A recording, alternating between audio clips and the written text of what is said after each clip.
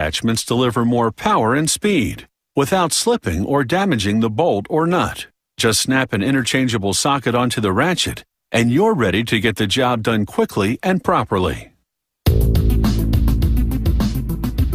Versatile and easy to use, a ratchet tightens or loosens nuts and bolts in a continuous motion.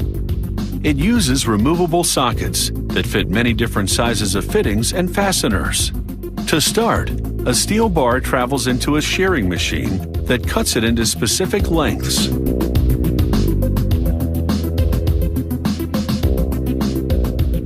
These pieces, called billets, will be used to make the ratchet.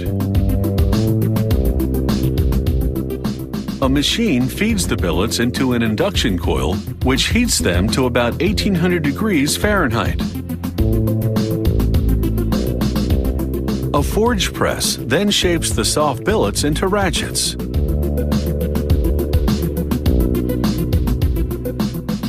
The first die creates the ratchet's general form. The second die gives it its finished shape. And the third die cuts off excess metal.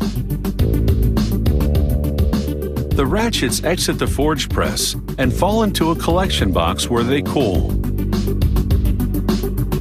Then a vertical milling machine prepares the body cavity to receive the internal working parts of the ratchet, called the gear assembly.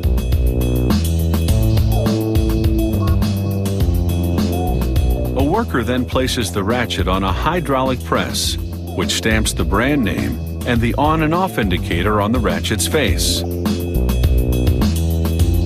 A lathe cuts away the rough forged metal from the handle and trims off the end, making it ready to receive the hand grip.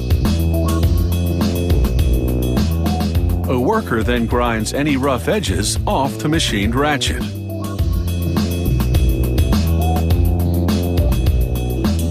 Then he crimps each side of the smooth handle so it will hold a rubber hand grip in place. The ratchets now undergo a three-stage tempering process that hardens and strengthens the metal.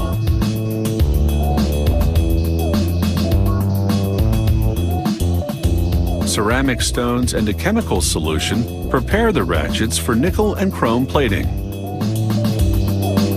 A plating machine cleans the ratchets, then treats them to a nickel and a trivalent chrome plating. The two platings make the ratchets corrosion resistant and give them a bright cosmetic finish.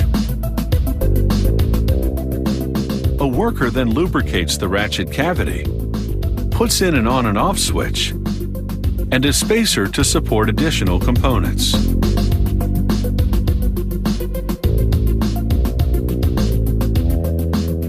A worker sets a retention ball onto a ratchet gear.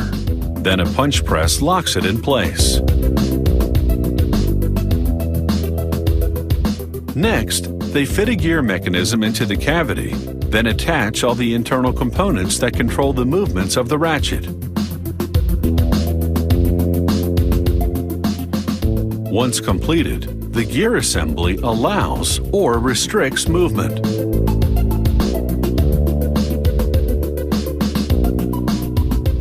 So putting the assembly into either the on or off position is all it takes to tighten or loosen a nut or bolt. She then puts a rubber seal onto a cover plate and closes up the ratchet.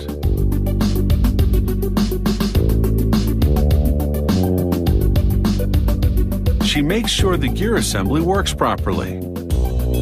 Finally, this machine friction fits a handle on the ratchet shaft.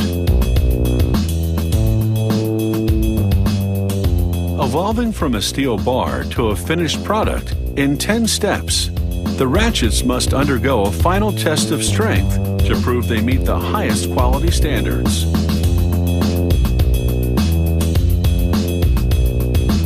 Ratchet sets are available in a variety of sizes.